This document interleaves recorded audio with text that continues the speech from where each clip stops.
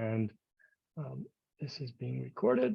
And uh, also I want to say welcome to everyone for coming in on a Friday afternoon. And I appreciate everyone taking the time to join us here at the Ohio State University Department of Geography. This is our first in our public lecture series for the academic year 2022-2023, and we're extremely honored and happy to be able to welcome Dr.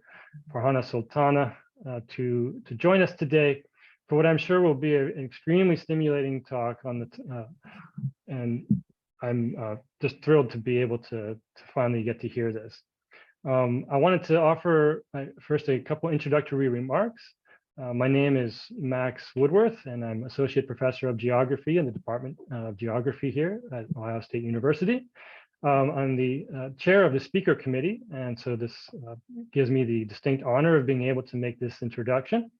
But I also wanted to give a tip of the hat to our staff here that help, Kim Miller, as well as the other members of the committee, Liu Desheng and Liu Zhengyu, who've been very helpful in helping me and helping the whole department really to arrange these excellent series of talks.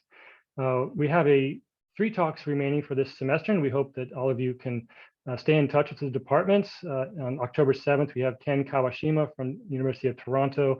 On October 28th, we have Dr. Marshall Shepard from University of Georgia. And on November 18, we have Dr. He In from Kent State University. I'd also like to mention that we have grad students who will be reporting so-called reports from the field, and the first one for that is next week at 3:30 at this time on Friday.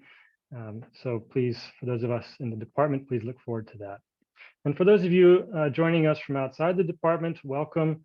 I wanted to first acknowledge Dr. Sultana, who's joining us today. She has reported that she has symptoms of bronchitis, and so we want to also thank her very gracefully. We're very grateful for you doing this talk in that condition, and so we thank you. First off, as a very brief remarks, I know we're running late, so I want to go quickly here, but I do want to mention that we have today Dr. Sultana, who is truly an internationally leading scholar in geography, and specifically on the topics of climate change, development and post-development and post-colonial developments, resources, in particular water. She's been an extremely prominent voice in critical geographies of water, and but also of other topics as well.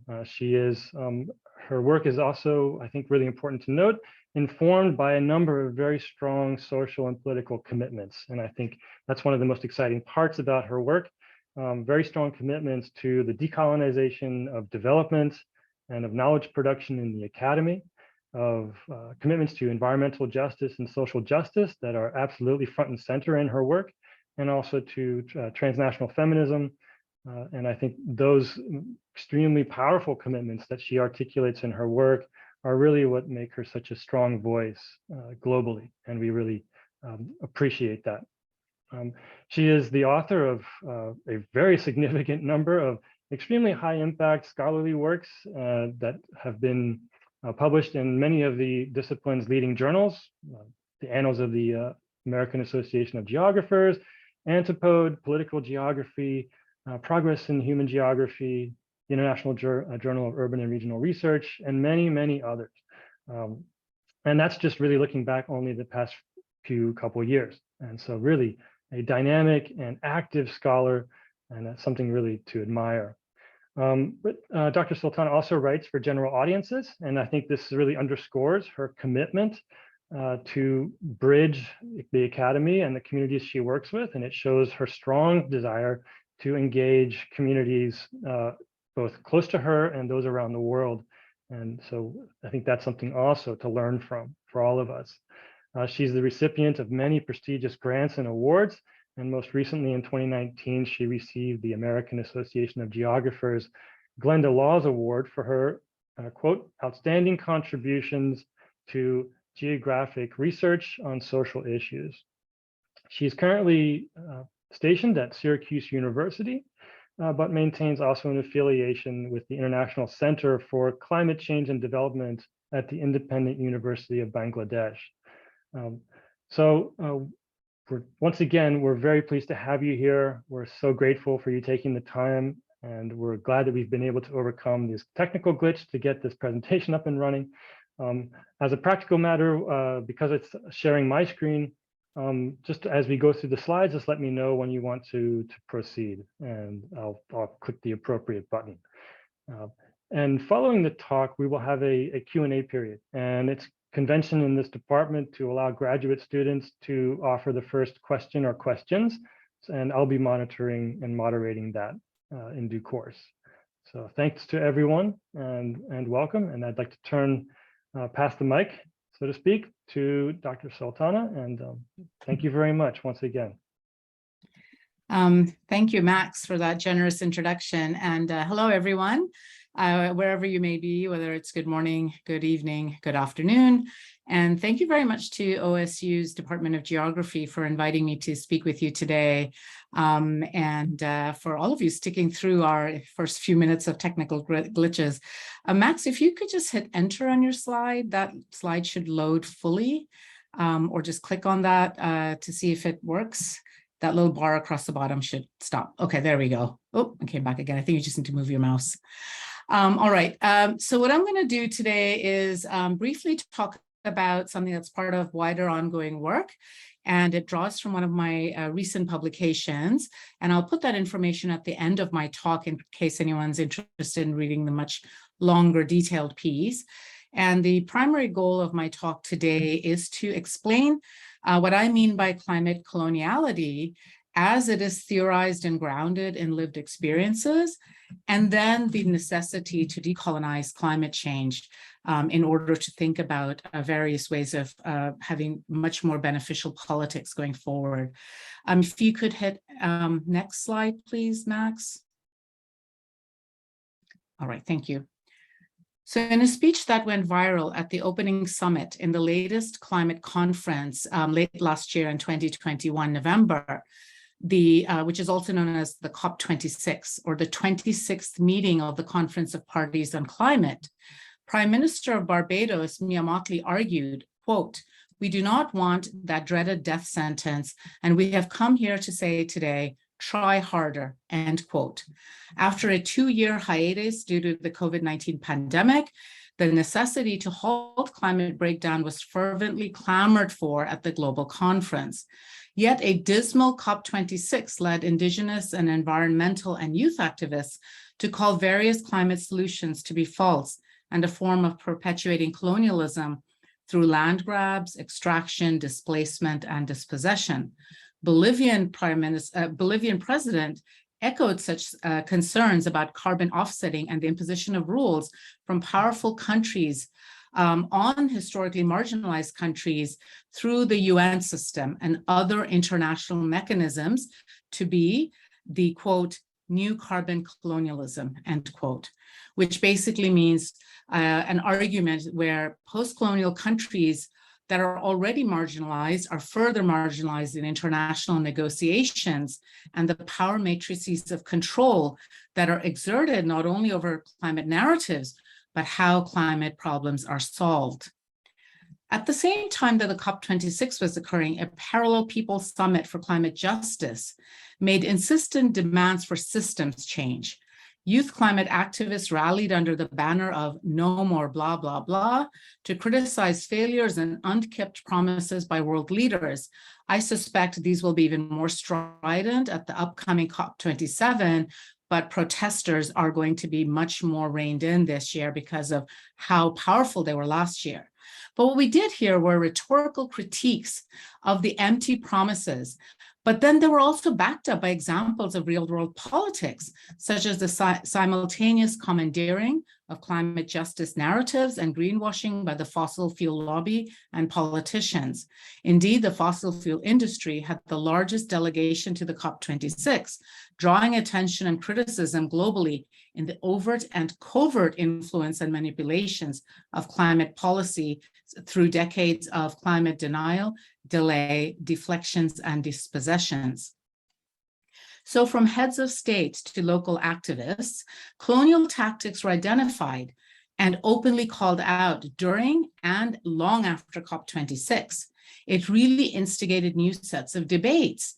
But what we saw at the COP26 also spoke loudly, because we saw dejected climate activists, delegates, and youth had a greater sense of injustice about this climate delay, and they articulated various forms of grievances, whether it was through grief, anger, sadness, futility, rage, and so on. So while some framed it in terms of climate justice failures, others were more direct in calling out colonial and racial tactics of control and disposal and dispossession of marginalized communities across the global South and elsewhere. This sense of necropolitics at a global theater such as the COP was criticized more so in the last year than they were in the past. And what we saw was a varied range of resistance and oppositional tactics. But these were also captured by mainstream media outlets in much greater numbers and for more extended periods of time than ever before. That sense of urgency with which constituents across borders and sectors argued for better and more effectual outcomes really were in great display in all different languages, in different mediums, and so on. And we know that many COPs in the past also had some media coverage. There was also a lot of rage and futility that was expressed. But the rage this year was not only one that was expressed on behalf of the righteous claims of historically oppressed countries and communities for justice, reparations, and equity, but it was a much wider, a global rage. Yet, this is not equivalent everywhere, nor experienced in the same registers. So what I argued is that, well, COP26 can be seen as a theater of climate colonialism, led mainly by corporations, powerful governments, and elite. Yet simultaneously, it is a site of decolonial and anti-colonial, anti-racist, and feminist politics, led primarily by activists, youth groups, indigenous communities, academics, and labor unions. So on the one hand, international climate negotiations seem to falter in addressing climate change without meaningfully reducing fossil fuel dependency, endless growth models, and hyperconsumption, along with that of the very systems that undergird these. And, they end up becoming spaces of spectacles, one of performance that erases historical and spatial geopolitics and power relations. So what we see is a performance of diversion, delay, co-opetition, and performativity without substance almost annually. However, on the other hand, these theaters are also spaces of opportunities to challenge the system, to utter necessary words for more people to hear, to collectivize among youth and older activists, to learn from different positionalities, create new openings and possibilities of alliances. In other words, a repoliticization of climate instead of the depoliticized techno-economistic utopias that never deliver. So the global theaters of climate negotiations showcase politics and the political, whether suburban or subaltern, where there are both reifications and ruptures in what politics is and what constitutes its pathways. Sense of despair, suffocation, stagnation, abandonment, and regression coexist with that of revolutionary potentiality, alternative possibilities, collectivizing, world-making, and critical hope. So as I watched the events of the COP26 very closely, I recalled an entry I had written many years ago as a student, which I reproduce here, despite how scattered the thoughts may be from back then, written by a much younger me trying to make sense of the events around her. So I share it here mostly for the hauntings of the words today, how it resonates with contemporary climate politics, and reflecting how the personal is always the political. In other words, a personal account of the unruly mix of embodied emotions signals the collective affective registers of contemporary climate politics discussed above. Next slide, please.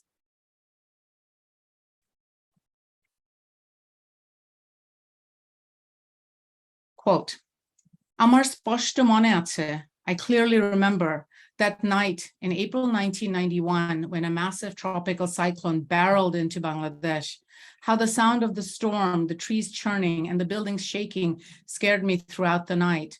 I was terrified by the deafening sounds across the land and the howling winds outside that battered everything, knowing instinctively a disaster was unfolding. News broke the next day of the devastation, where a 20-foot tall sea surge killed thousands overnight. Later, we would learn it was up to 150,000 people. So many people just stolen by the sea.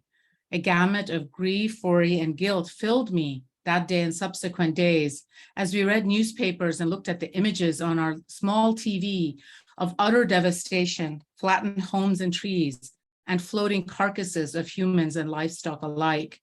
Most of this country is at sea level, so the water just surged in and took away everything. Amar shabkichu shesh, keu nei. I have lost everything, everyone, cried a woman whose entire family and homestead were swept away, and she barely managed to survive by clinging to a tree for days. Koto khoti bidhostota dukkho. So much destruction, devastation, and suffering. My immediate family was fortunate as our home was in the floodplains a little further inland from the main sites of devastation along the coast. But we worried about my ancestral home near the coast and our extended family there, of my elderly grandparents and relatives who lived in traditional homes made of bamboo, wood, and clay in villages deep in the delta marshes of the Bengal Delta, one of the largest deltas in the world, formed by two of the world's most powerful rivers, the Ganges and the Brahmaputra. Amra matir manush, poli matite shikor, kintu amra plabon bhumiro manush, nodir ebong joar bhatar deshero manush. We're people of the soil, rooted in the fertile delta, a people of floodplains crisscrossed by rivers, and of tidal waves. Tidal rhythms rule everything, and the flooding is an annual occurrence during the monsoon season, but devastating cyclones and sea surges were less common. No phones, electricity, or paved roads to the villages existed back then, so we didn't know how our family was for many, many days.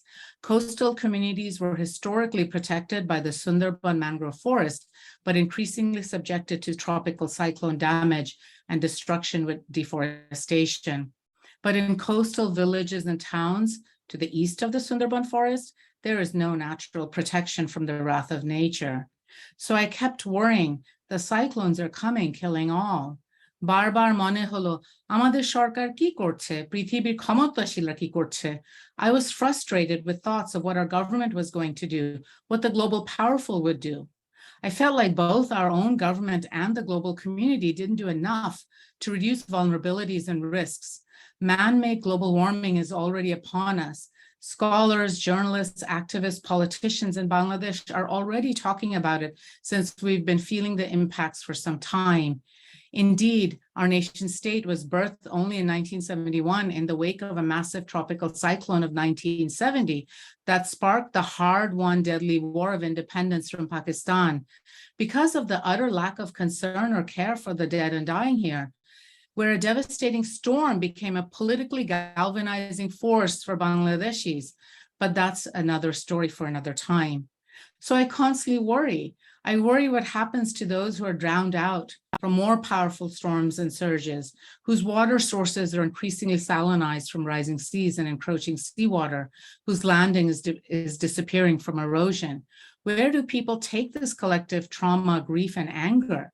আমরা কোথায় যাব আমাদের কি ভবিষ্যৎ আমরা কি হস্ত ছাড়া পরিত্যক্ত where will my people go what future do we have must we remain abandoned and forsaken the disproportionate burden of climate change is falling on formerly colonized and brutalized racialized communities in the developing world we are still colonized but this time through climate change the development industry, and globalization.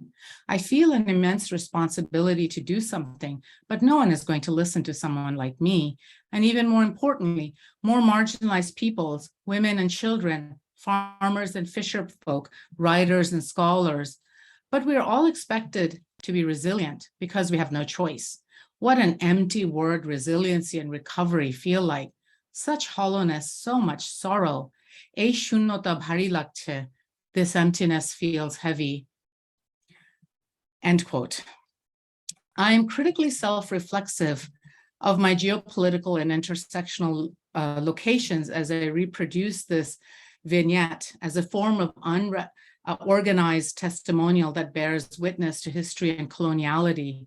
It is not shared for victimhood or damaged narratives or trauma porn, but one of situated knowledge and visceral response by a young person to one of the deadliest tropical disasters of the time, one that ushered in a political conscientization of and planted the seeds towards theorizing climate coloniality through lived experiences.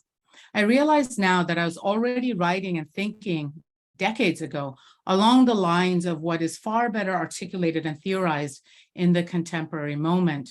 As I observed the events unfolding at the COP26, I ruefully recall this entry from decades ago for the similarities and resonances across the decadal, spatial, and social registers to what is being said now. Years later, I would read Frantz Fanon and Edward Said, noting that I was perhaps articulating that to be colonized is to be made to feel less than, to be told what the truths are, to be valued differently over time and place, a dehumanization through an epidermalization of inferiority and being created as racialized other.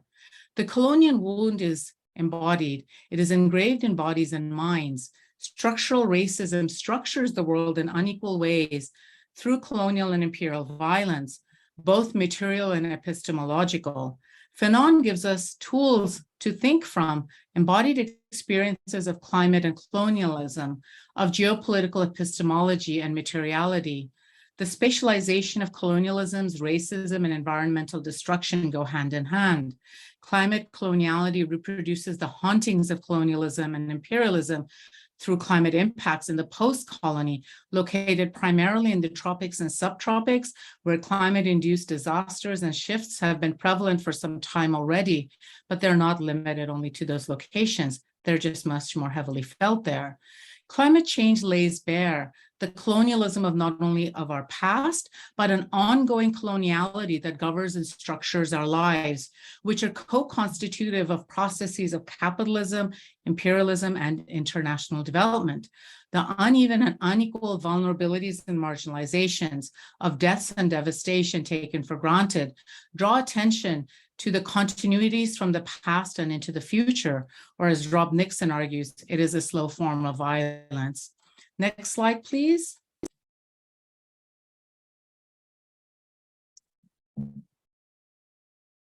In this paper, I want to start by feeling with climate change, explore its heaviness as it insidiously seeps into various aspects of life, the erosions it propels, the suffocations it creates, the intergenerational traumas that remain.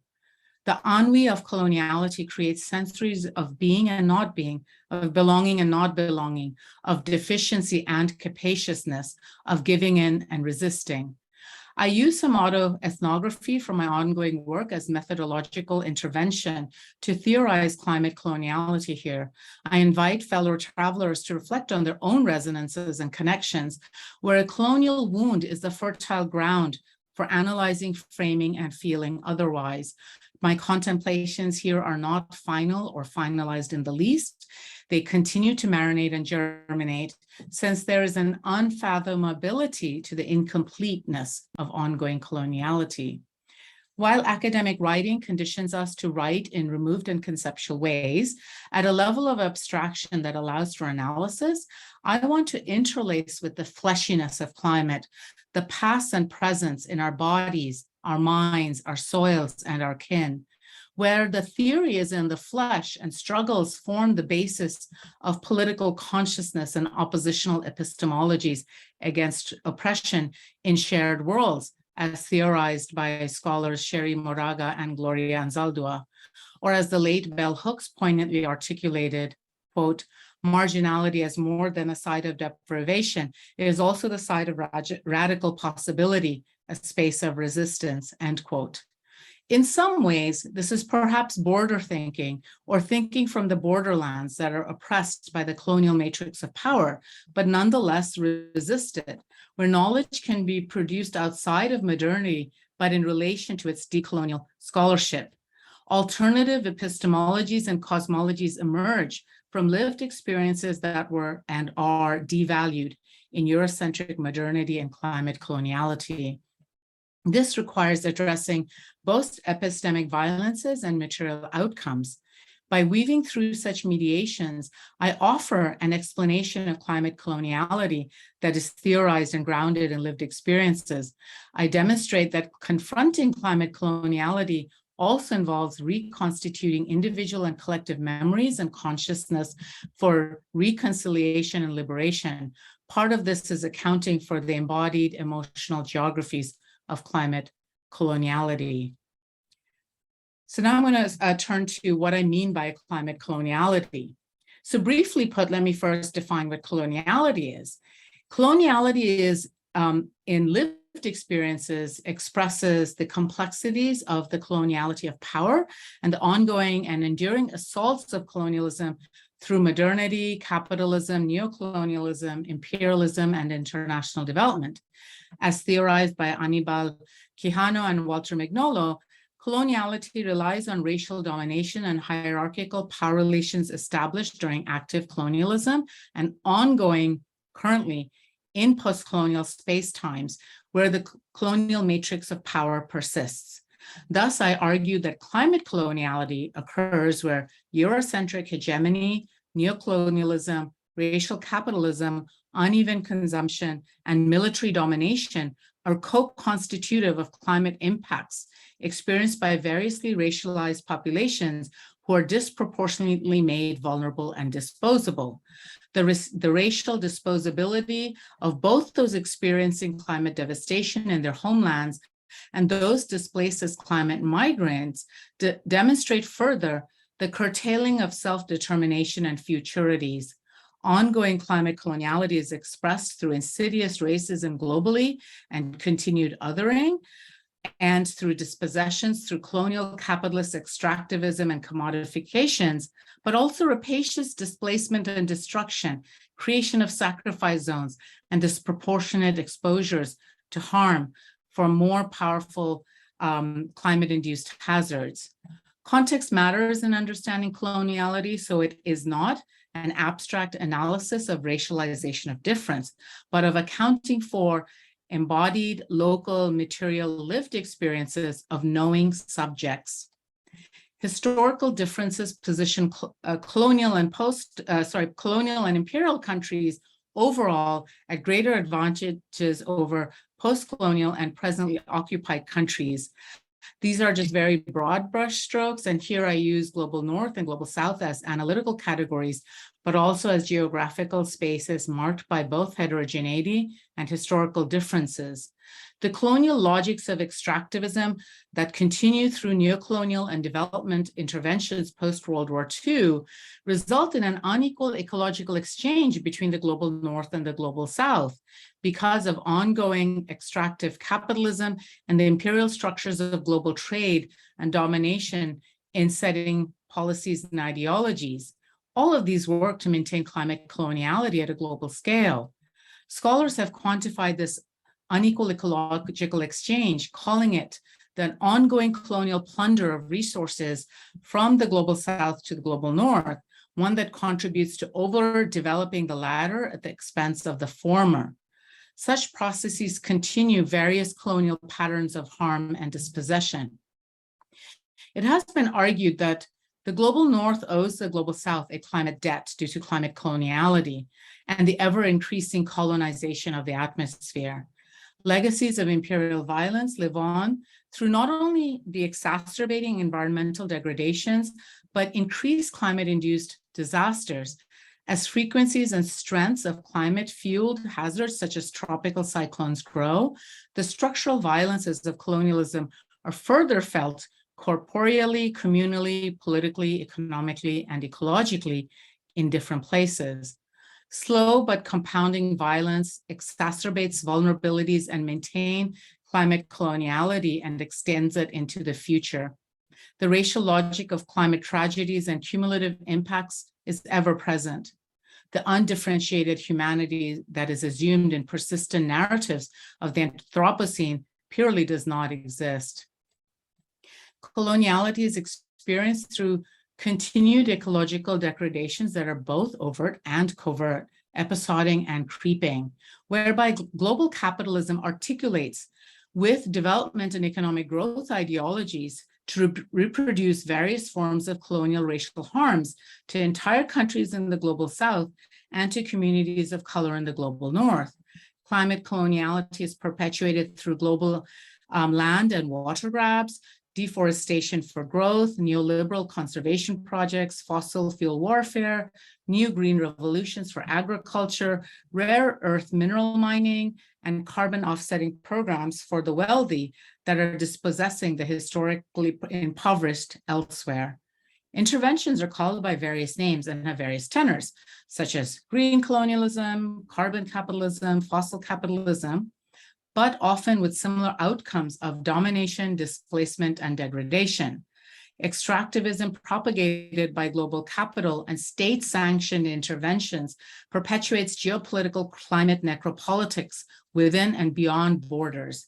Yet, after decades of evidence of escalating climate impacts, there has been little mitigation in reducing greenhouse gas emissions across the global north and elsewhere. So climate apartheid is how many scholars have called this socio-spatial differentiation in who pays the disproportionate price of climate breakdown and are made expendable and who are spared for now.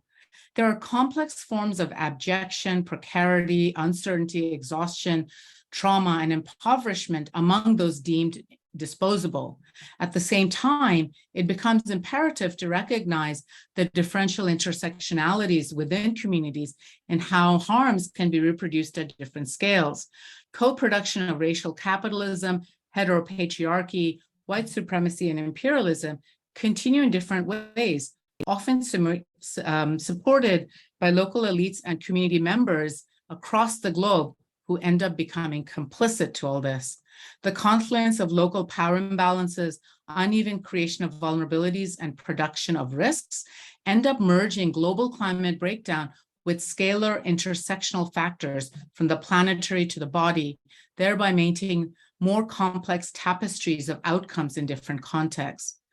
Ultimately, coloniality discursively limits the terms of global debate, hegemonizes knowledge of and about climate change and what actions are possible, thereby destroying other epistemologies. Hierarchical power relations and knowledge production are maintained in the enduring colonial matrix of power. Cognitive coloniality is maintained with the colonization of the mind in terms of what is knowable and what has valence. This coexists with epistemic violence in knowledge production and valuation of expertise. Since Eurocentrism internalized racism and colonialism, and this system of power is hegemonic globally now, how climate is talked about, the planning that is pursued, and the dominant education around it therefore needs to be deconstructed. A lack of cognitive justice and epistemic decolonization is perpetuated in the reinforcement of climate coloniality, along with hegemonization of narratives, epistemologies, and climate solutions. So therefore, what this means is there is an urgent need to decolonize climate. And what I mean by decolonizing climate and climate coloniality is that we need to think about both epistemology and materiality simultaneously, because those are central to decolonization. In other words, both knowledge production and epistemological framings, but also engaging with praxis of material outcomes and lived experiences. For instance, fossil fuel capitalism, neoliberal development paradigms, endless growth ideologies, maldistribution of material well-being, and so on.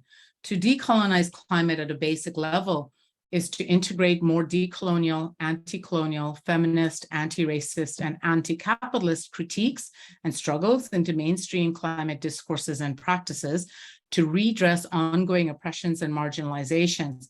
Fundamentally, though, decolonizing necessitates the critical interrogations of complexities of empire, imperialism, and capitalism, and then how to decenter them and dismantle them. It also confronts and addresses material outcomes of framings and reframing, internalizing a material praxis that takes co-production seriously.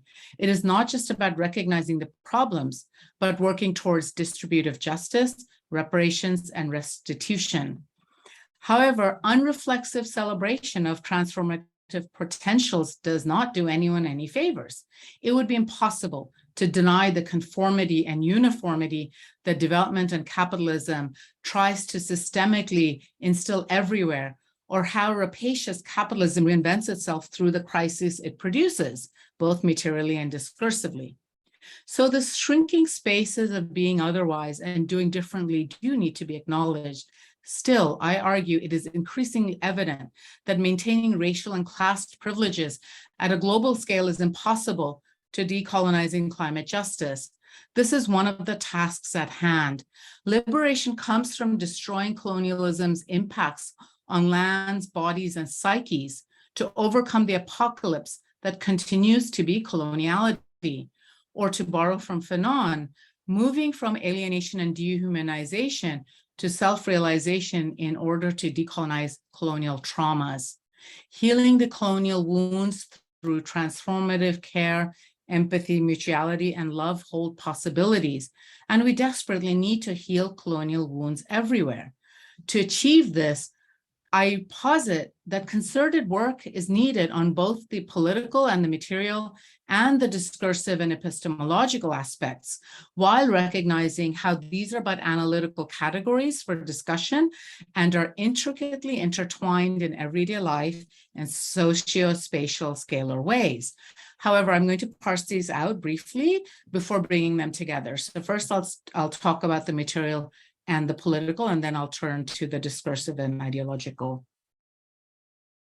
So when we think about the material and the political, what I want to first do is turn to the global scale for a moment to consider why there are persistent challenges to achieving decolonized climate governance, ideologies, and practices.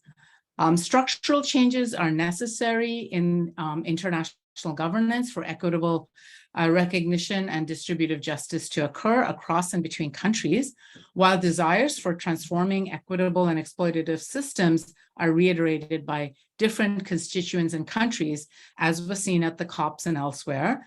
This continues to remain elusive. It is because contemporary governance systems are undergirded by centuries of colonial and imperial power structures and ideologies, whereby how a global network of nation states, corporations, and elites dominate discursive framings around climate change and the material outcomes therein have to become important parts of our dialogue. Thus, challenges to and changes in the system are continually resisted, but we must continue to resist that resistance. Opposition to empire dying is manifested in the resistance to shared governance, to accountability, and to giving up control, as this results in loss of existing and future power and material wealth. Nonetheless, different material solutions and outcomes have been imagined and insisted upon thus far, even in these global institutional mechanisms and structures. Demands have been made of debt cancellation as part of climate reparations for countries of the global south who have historically been impoverished and indentured through colonial and imperial finance mechanisms and capitalist extractivism fueled by neoliberal global trade. The debates around climate reparations remain contentious as loss and damage acknowledgement has not been followed through with financial support sufficiently. But reparations are more than that.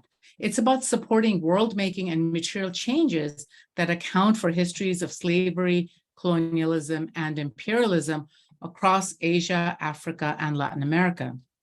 In addition, decolonizing climate would also have to rethink and address various institutions and processes at multiple scales, not just at the international.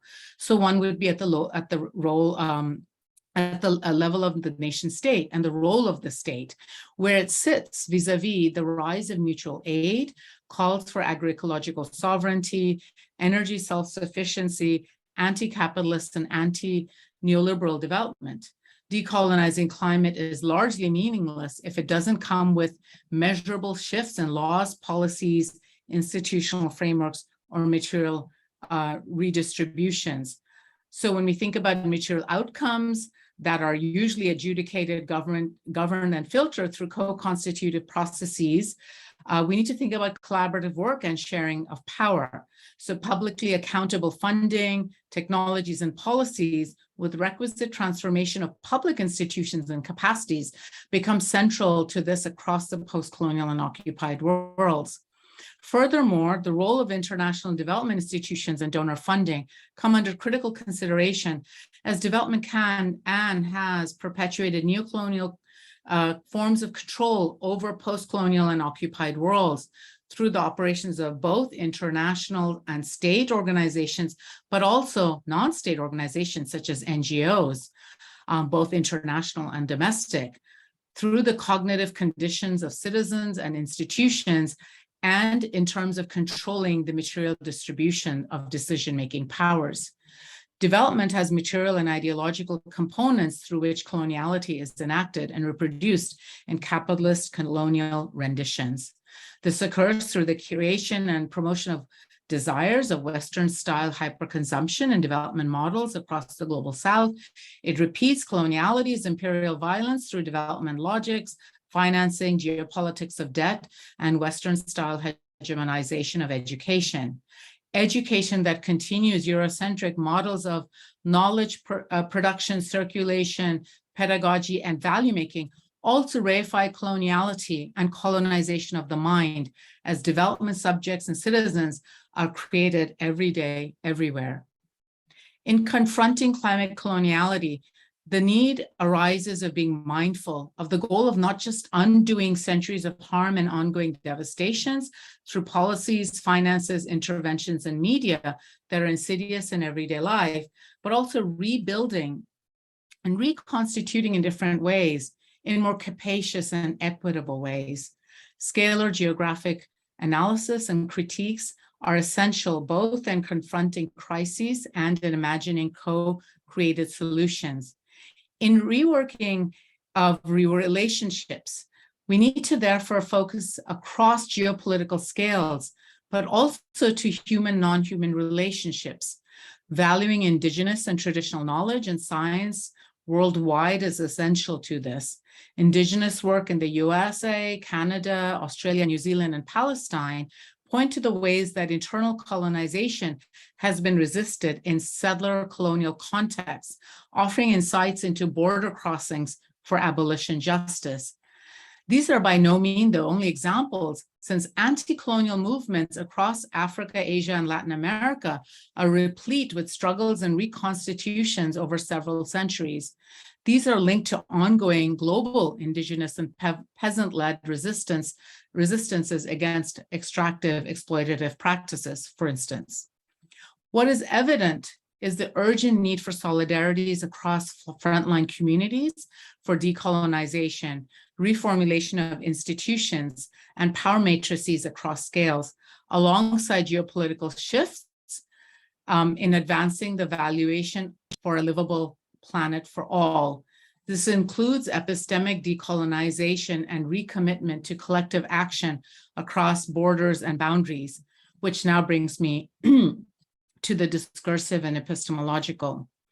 So in conjunction with material injustices, securitization of profit, and geopolitical planetary control, addressing discursive and epistemological climate coloniality have become ever more important.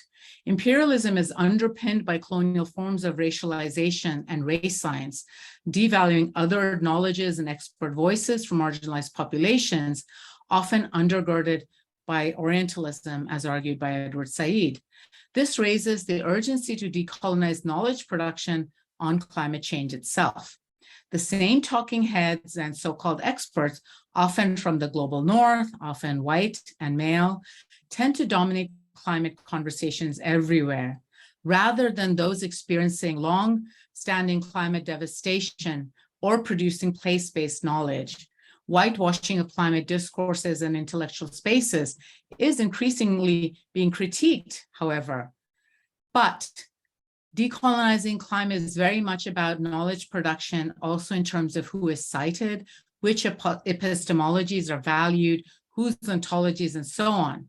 But then also who is invited to speak, who is heard, and who helps set agendas. It is not just about having a seat at the table, such as participating at the COP26, but determining what the table is. In other words, the terms of the debate or the framings of conversation and having actual decision-making powers. Ultimately, it is a shifting of the critical geopolitics of knowledge production, as well as evaluating expertise and experts. For instance, narratives of a coming climate apocalypse or dystopian futures, which are popular in hegemonic climate narratives and the media and pop culture, are not a futurity for all, but already a past and present for colonized peoples of color around the world. Yet common climate narratives are often about white futures that defuture racialized others, which ends up reinforcing white supremacy. This is but one example. So when we understand or talk about climate coloniality, we need to recognize how it is perpetuated through mundane and institutionalized ways of subalternization of non-Eurocentric, non-masculinist, and non-capitalistic understandings of climate, ecology, and nature-society relations. As a result, decolonizing educational systems are fundamental, as this is where systemic cognitive injustices often began through formal Eurocentric education that has now gone global. Epistemic violence and colonization of the mind need to be acknowledged and undone across universities, training centers, non-governmental organizations, and state institutions. At the same time, it is an understanding of each of our own complicities in perpetuating harms and actively working to redress it through everyday praxis and re-education. Similarly, concepts of ecocide and epistemicide help further to clarify how knowledges were erased and devalued, but need recovering and reconstituting.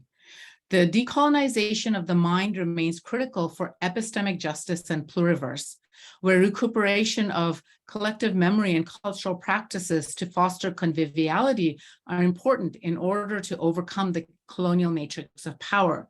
Deconstructing climate coloniality allows for an understanding of how climate change continues to condition the material realities and discourses not only around nature-society relationships, but also the epistemic violences that follow in its wake.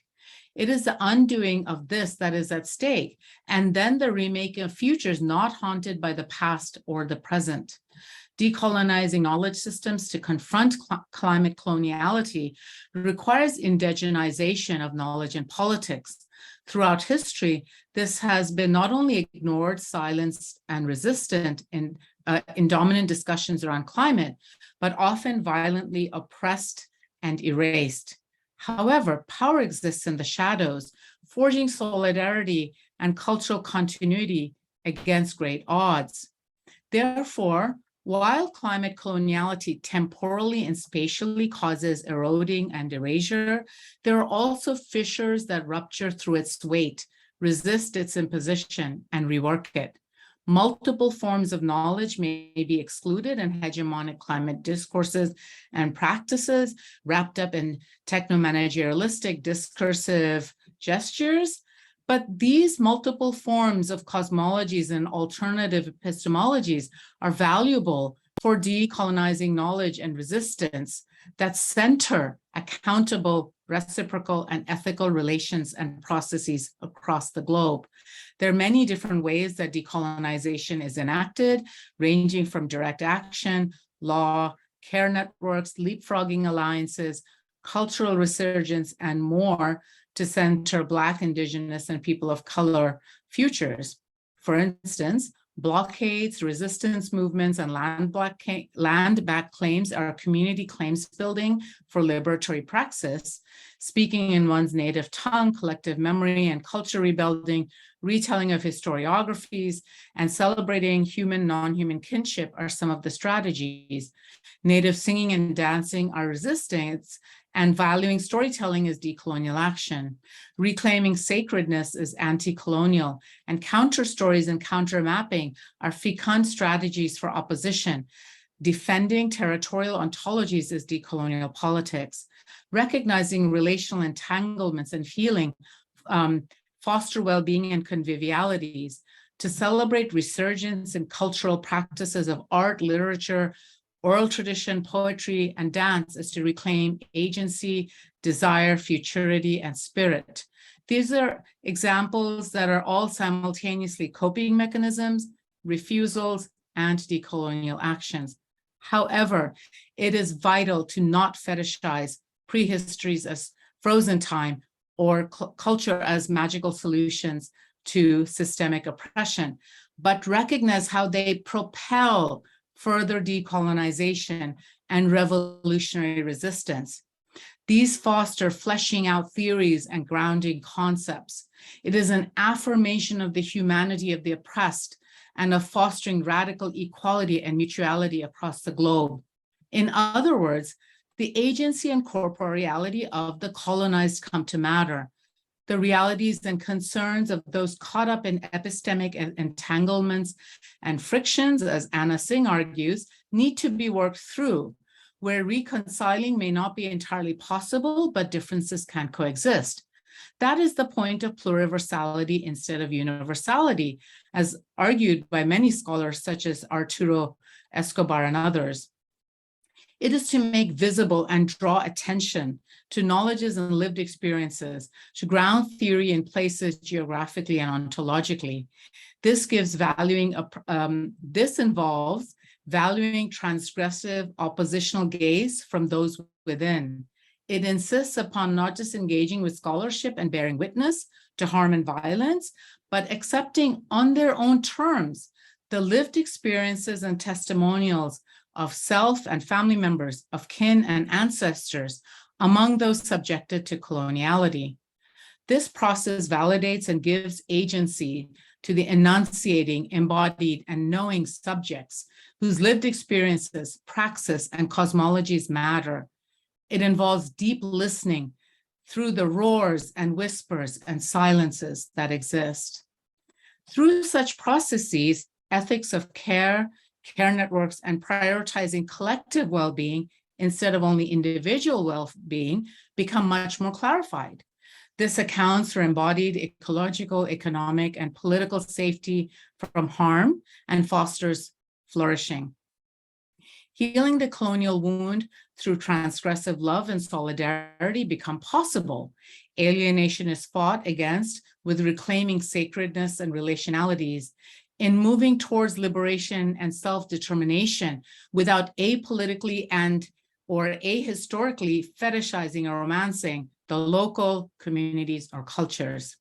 There is increasing recognition that resurgence and renewal are possible, seeded through the fertile grounds of the colonial wound, to move beyond its conscriptions towards strategies of revival. As Fanon reminds us, we need to dismantle colonial oppressive institutions and apparatuses for true liberation, collective liberation, mind you, not just emancipation, is thus essential and necessary to move forward.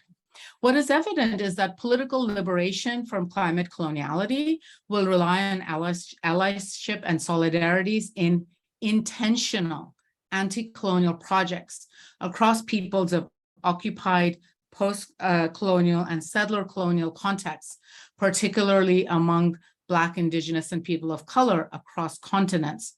Political consciousness informed by an anti-colonial politics is necessary for decolonization and abolition. Kinship building can be fraught, of course. It needs humility and humanity to overcome alienation, acknowledging differences and commonalities to build shared goals. The worlds we inhabit are full of complicity, compromise, and contradictions, of maintaining white supremacy and racial capitalism, of moves to innocence and guilt. Collective endeavors are arrived at through intentional, concerted, and reflexive work, and this is incredibly challenging, but it is also incredibly necessary. Decolonization thus must build political, community, and practical solidarities that foster pluriversalities and reparative relations and restore humanity and agency in the battle against climate change.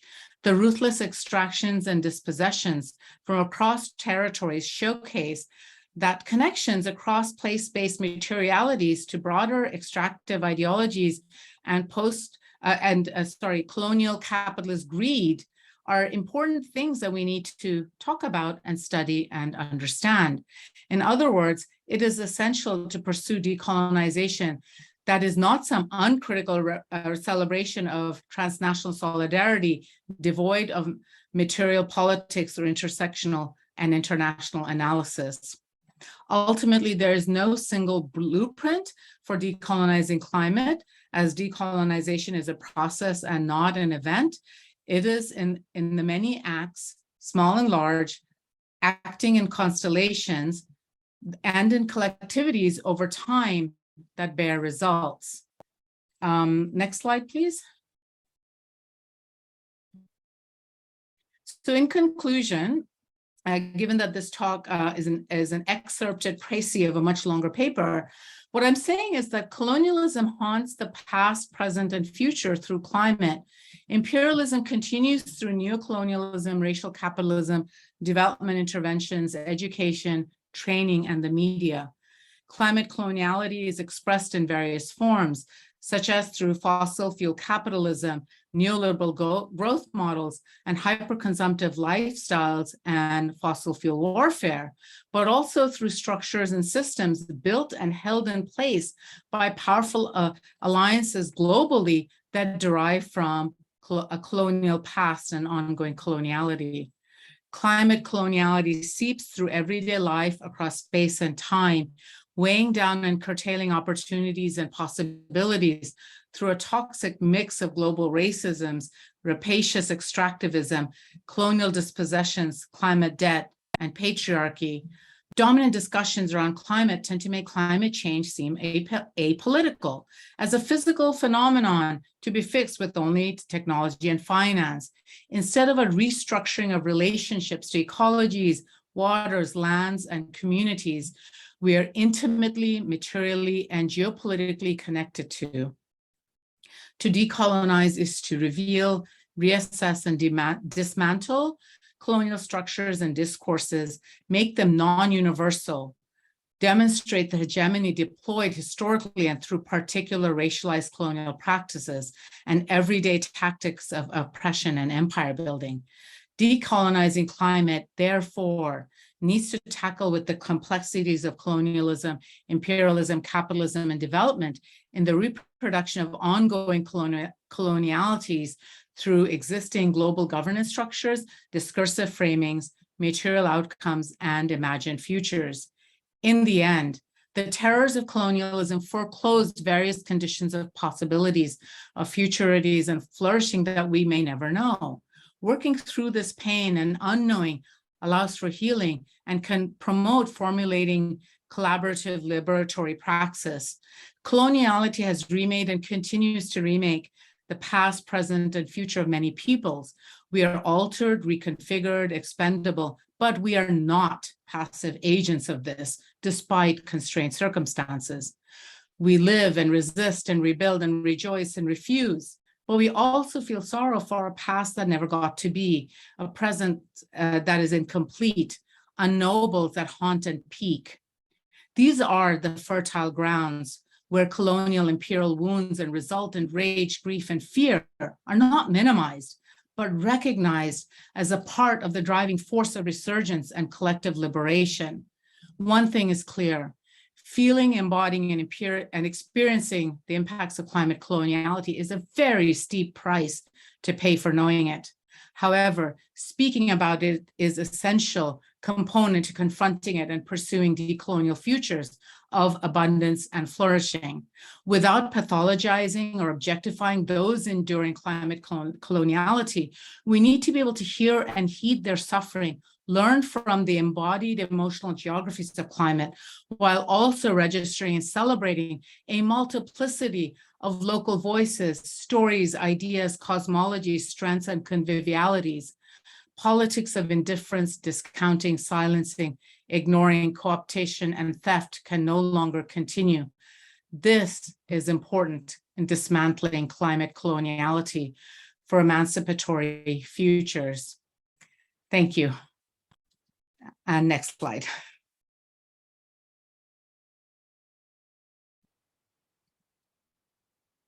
And I will just basically end and say thank you for listening. And those are the two publications that I drew from in this talk, particularly The Unbearable Heaviness of Climate Coloniality that came out in the journal Political Geography, but also the piece Critical Climate Justice that came out in the journal, the Geographical Journal.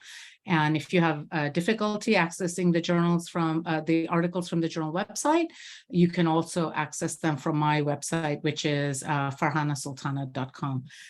Thank you again. Thank you. Thank you so much for that.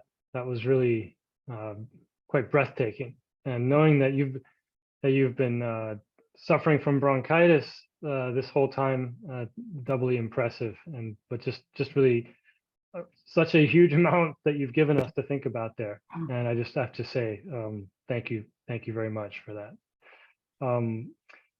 We're going to move into the question and answer period, and so for everyone, thanks for being here once again. And the way we're going to move forward with this is I've asked people to just to make kind of the technical issue simpler. I've asked people to type their questions into the chat, and then I will recite them for you and for everyone, and that way I'll be moderating them a little bit, and then that way you'll maintain the floor here, and it'll hopefully keep things technically stable. As mentioned before, I'm trying to give priority to graduate students, so I hope I can get the top one here. Syed Mohammed Omar offers a question here. Dr. Sultana, thank you for sharing your emotional and intellectual labor.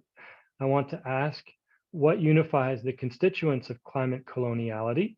For example, white supremacy, racial capitalism, heteropatriarchy, neoliberal extractivism, growth ideologies, etc. And then secondly, I'm curious about the general concept of climate coloniality from the, and perhaps I'm going to paraphrase here this question, how it differs perhaps from the general concept of environmental racism. Syed, I hope I paraphrased you okay. So that's the first question. So perhaps we'll just start with that one. Do you want to me to respond to each question, or do you want to pose a couple of questions, or just take them in the order in which we'll go one? arrived? Yeah, we'll go in order, and then we'll just go one at a time. Okay, all right. So thank you for that question, Syed Mohammed Omar. And it's a great question because it's also a complex question in terms of, what kind of constitutes, like what unifies different groups. And I would say that what I'm trying to argue is that there are all these configurations and constellations that come together, but what unifies it is that desire to decolonize living under this oppressive climate coloniality. I distinguish between what in the vernacular, a lot of people or in the media have picked up as climate colonialism versus climate coloniality, because coloniality gives us a much more wide-ranging and actionable set of vocabularies in terms of the continuities, but then also where the pressure points are, where you can start to dismantle it in terms of material and epistemic outcomes. So if we want to think about what unifies the constituents, it is how people have been dealing with and suffering from the various forms of these co-constitutive processes. So it is not just suffering from white supremacy, right? Because you may be suffering from white supremacy, but you may simultaneously be somebody who upholds various, white supremacist ideologies in the various practices that you're doing. But at the same time, just because you suffer from heteropatriarchy doesn't mean that you are an anti-racist, person or scholar, right? So there's many ways that things come together and things don't. So I think it's an intentional way of recognizing there's a politics of difference, but then there's also a politics of association. So who can and wants to work together to dismantle it from the vantage points they're at. So it's basically do what you can with what you have from where you are, and there is no homogeneous banner. It is a heterogeneous, fragmented coalition, which is hard to build, and coalitions are never easy. So there isn't any, one a conformity to, that necessarily unifies, but a certain kind of politics that recognizes and calls out that climate coloniality in that kind of, the atmospheres of violence, or as Farhana put it, in terms of how they kind of come together. And I see there's a second part of the question about how it's separate from environmental, racism. And I think the way I want to think about that is that, environmental racism as a kind of a set of activist movements, community-based movements, but also scholarship that emerged from largely from the US, but it was also always global, but it didn't always link up that way.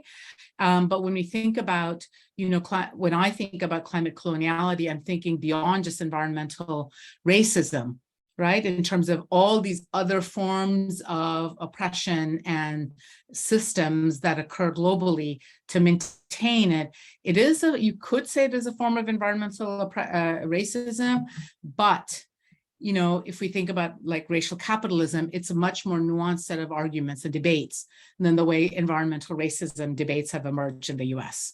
If that makes sense, it's a much more complex answer. So I'm just doing like I'm not doing it justice in terms of, thinking about it, but it's much more global, but it's also much more international in terms of thinking about institutions beyond the nation state, or just beyond certain kinds of capital, if that makes sense.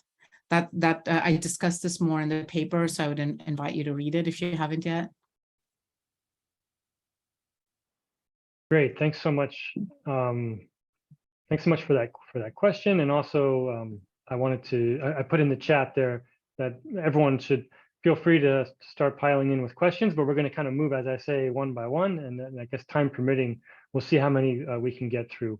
Once again, we don't want to tax you too hard, and we want to make sure that we finish up at 5 o'clock. So to respect your time. To move to the second question, Adam's question, which poses, how do we approach decolonizing climate coloniality when traditionally powerful organizations have colonial roots themselves? Is it a matter of restructuring and awareness, or what else is needed to address decolonization? Okay, let me read that question a little bit more closely. It is both and not both. So let me see if I can make this a little bit more clear. So when you think about, those kinds of powerful traditional organizations, right? They do have certain colonial roots, but then they've been really great at kind of reinventing themselves and co-opting various kinds of narratives, but then also co-opting different kinds of politics and political movements. So for instance, if we take the word sustainability, right, how it's kind of lost its, kind of radical potentiality and became kind of this greenwashing narrative, and now it's become very much this kind of technocratic set of discourses. And there are a lot of people who don't want to use the term, but then have to, because it acts as a signifier. So it can be both an empty signifier, but also means that therefore it becomes what you fill that container with. You have to define it. You have to clarify it, what you mean. So if we want to think about decolonizing it through, both restructuring and awareness, it is both awareness building and restructuring. But then at the same time, it is also thinking about the ways that where they're no longer relevant, in ways that they are more harmful than they are good. Does that mean that do we have an alternative set of global geopolitical, institutional infrastructure mechanisms at our disposal? Not yet, unfortunately. And that results in that kind of unfortunate reproduction of the the structures. But at the same time, we've also seen how very much that, alternative politics became quite possible during the pandemic, right? The action with which global states got together to deal with the public health emergency showcases how quickly people responded to a public health scare, but then it contrasted with how slow action on climate has been, right? But it also means, therefore, much more radical politics or much more concerted, well-being intentioned types of, public politics is entirely possible, or, through the state and also bypassing the state. And I think this is where, when we think about the different ways of, kind of rethinking what we want to see, our imagination, the sky is the limit, right? So yes, it is a restructuring, it is awareness, it is a condemnation, it is a reconstitution, but it also means, therefore, working outside of the institutions as they're given to us. And this is where you see parallel events, you see different kinds of resistance movements that are emerging and then coalescing under different banners or coming under the same banner for a slightly different politics, but having that heterogeneous politics that I was just discussing in the prior question. Hopefully that made some sense. Yeah, thanks so much. Yeah, that's great. Thanks also to the graduate students offering questions here. It's great. To go to the next one, Paramita asked the question. Thank you, Professor Sultana, for your talk and for the intellectual labor you've done over so many years to bring conversations about climate colonialism to the forefront. In the face of ongoing climate disasters that are compounded year after year, how do we go from being able to identify this as climate colonialism to building and extending practical solidarities to people who are facing displacement and loss today? As we work towards building alternative possibilities, what might practical solidarity look like when it is informed about the epistemic/material coloniality and violence of the climate crisis? And that's actually a question I was also, in another way, articulated the question that had in my mind as well. So thanks. All right, thank you, Paramita, for that question. So I think when I'm thinking about these practical solidarities, it is hard depending on what your positionality is, right? And also what your politics is. So if you're displaced and a migrant or facing horrific forms of violence at a border, you have much less political capital or social capital through which to create solidarities, but that doesn't mean that there aren't people who will form solidarities with you. And this is something that, Gayatri Spivak and Bell Hooks and Paulo Freire talk about in terms of what do we do when we look past the systems and the structures and the mechanisms that we take for granted? How can we think about what are the commonalities that we share? And so therefore it doesn't become a politics of just difference or just politics of some sort of superficial solidarity, but looking at truly building these kind of alternative politics. And again, these have yet to be fully imagined. They're in very nascent form in many places. They're slightly better formed in others. So for instance, if we look at peasant or farmers movements worldwide, they've become much more cohesive, over the decades, whether it's La Via Campesina or something else. But we don't see that kind of politics around climate until very recently in the last couple of years, even though you've seen, countries and scholars from the global south have been clamoring about it since the 1980s. You see activists and scholars in the global north who have done it too, but you don't see that upswell until much more recently. It's almost like a generational shift that those of us who were considered youth activists in the 1990s had to grow up and become professors to teach enough people so that it became a lot more prevalent. So our kind of epistemic kind of decolonizing, it happens through our pedagogies.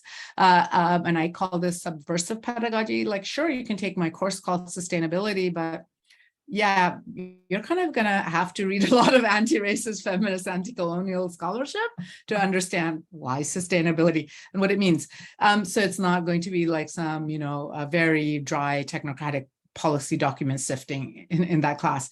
So what I'm trying to say is that a lot of it is generational. There's a time lag there.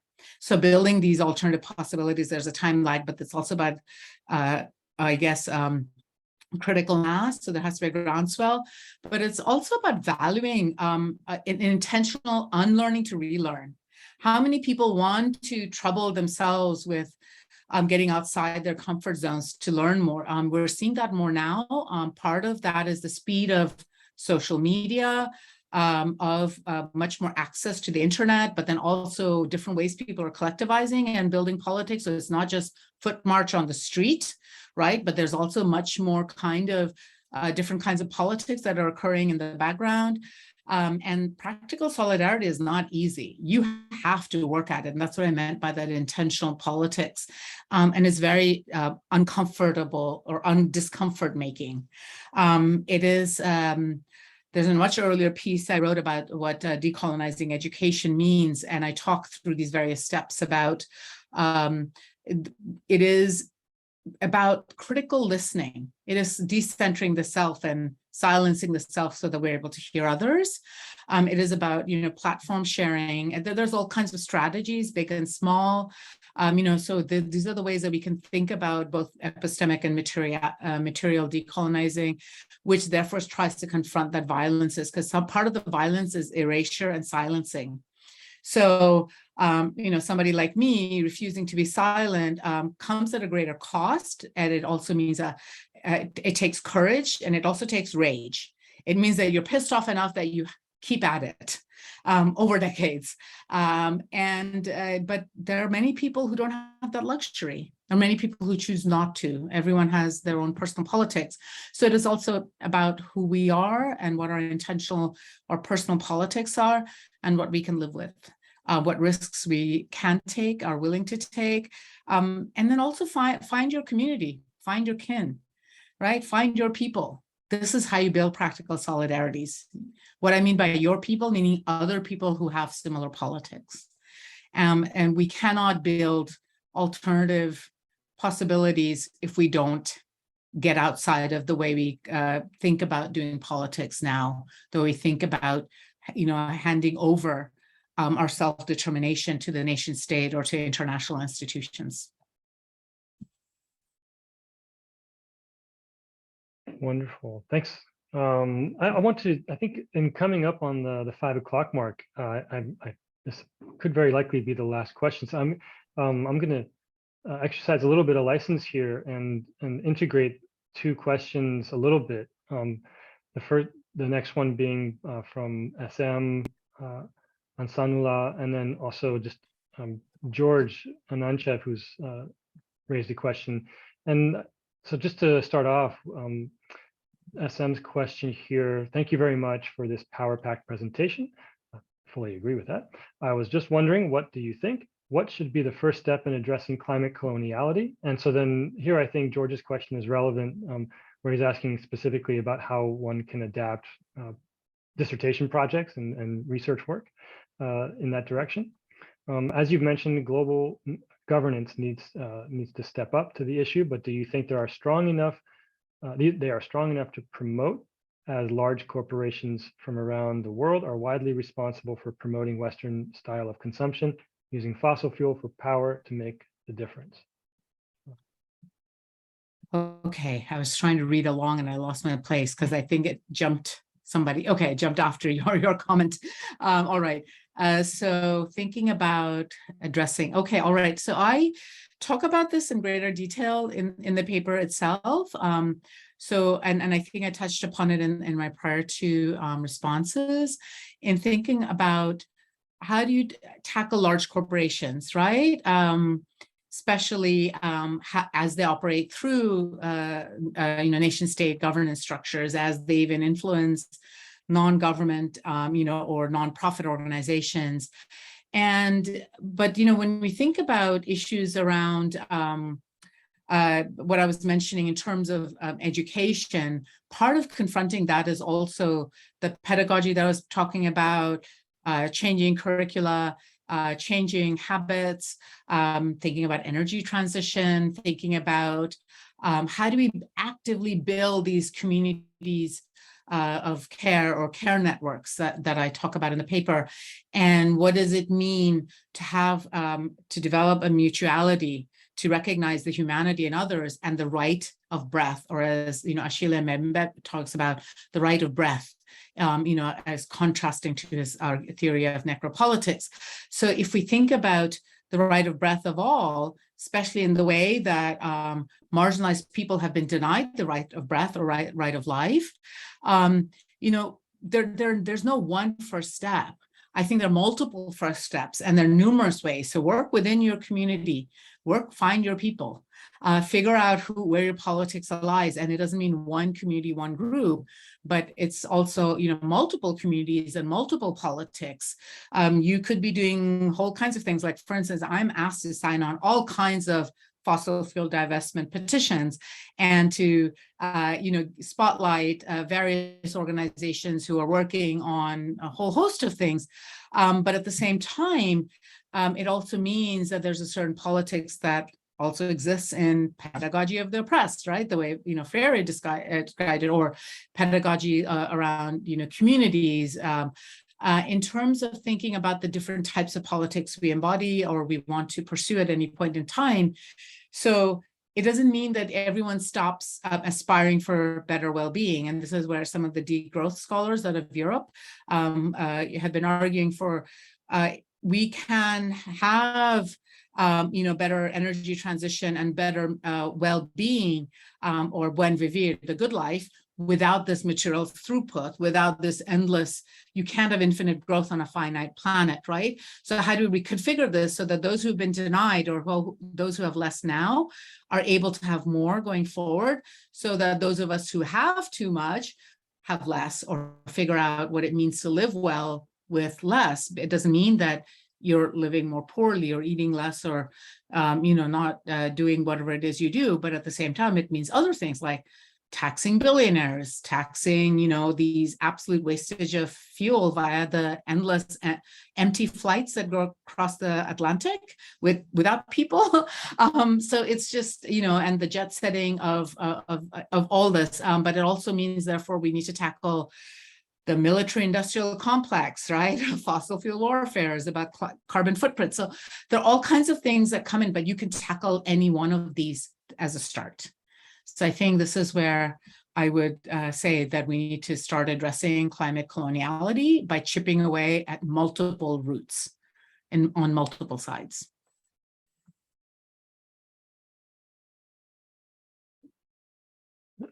Well, great. I mean, there we are, right at the 5 o'clock hour. But I wanted to ask, actually, if you would be, if a final question. There's only one left, and I wonder if you would be open to taking a minute for that. Sure, absolutely, no problem. I'm happy to hang out for a little bit longer if grad students would like to chat too.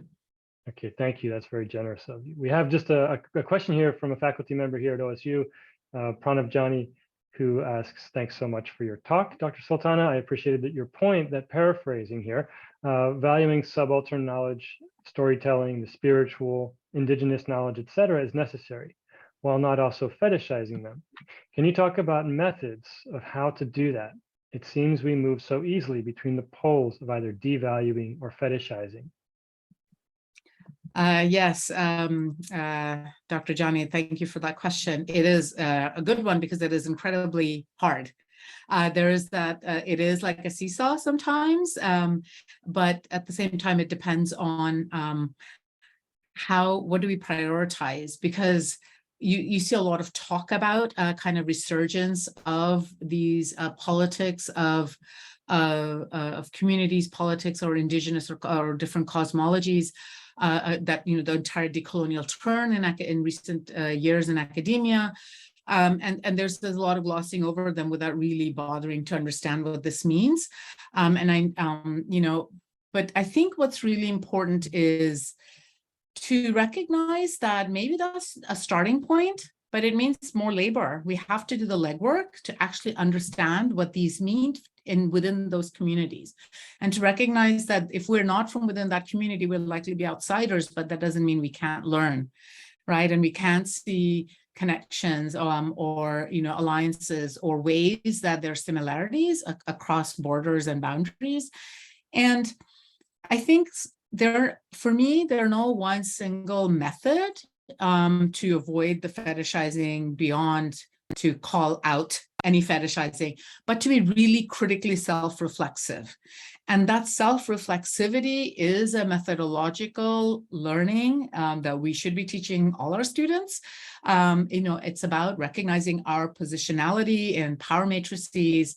It's recognizing it is not just like some clearing of the throat and recognizing where I sit, but recognizing what that means, what the political responsibilities of occupying a certain position, and then telling a certain narrative, what that means. And then that kind of decentering of the self in terms of having that praxis, which is much more attuned to not just the action from which I'm learning, but the theories from which I'm learning, but that also involve that critical reflection. And I think that would be a very, I guess, Q&D or quick and dirty response, like a very simplistic response to a very complex set of questions in terms of how do we not devalue? And then how do we not fetishize? And how do we really do justice to recognize and honor various movements and various resistance struggles around the globe, and then recognize what are the different ways, what is propelling the different forms of self-determination through things that don't seem evident at first glance. For instance, folklore or, various forms of kind of spiritual indigenous knowledge that were kind of poo-pooed in that kind of Eurocentric hegemony, right, of that of knowledge production in that kind of Cartesian model. And we're seeing that the recognition of that is not the only way that knowledge is produced or should be valued. But at the same time, what does it mean for me as a scholar or me as a student to understand this without just glossing over it? It really means to sit with it, to sit with our discomfort of not knowing. And then reading more and learning from different scholars and communities. And again, I use the word scholar quite loosely because elders and communities can be scholars, right? People who are keeping indigenous knowledge, around the globe, not just in settler colonial contexts, are also forms of scholars who are passing on intergenerational knowledge, whether that's through song and dance and so on. And I think it's really important to recognize that we never really arrive at just at that decolonial moment, because there is no arrival point. It is that continual learning and learning, doing better, falling on our faces, recognizing that, getting right back up and doing better next time.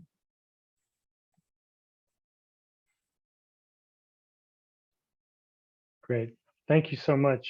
Thank you so much. I'd like to, on behalf of the department, I'd like to say a very hearty thank you for your participation and for visiting us today. We really, really appreciate it. Here's Matt, our chair, who wants to say thank you, right?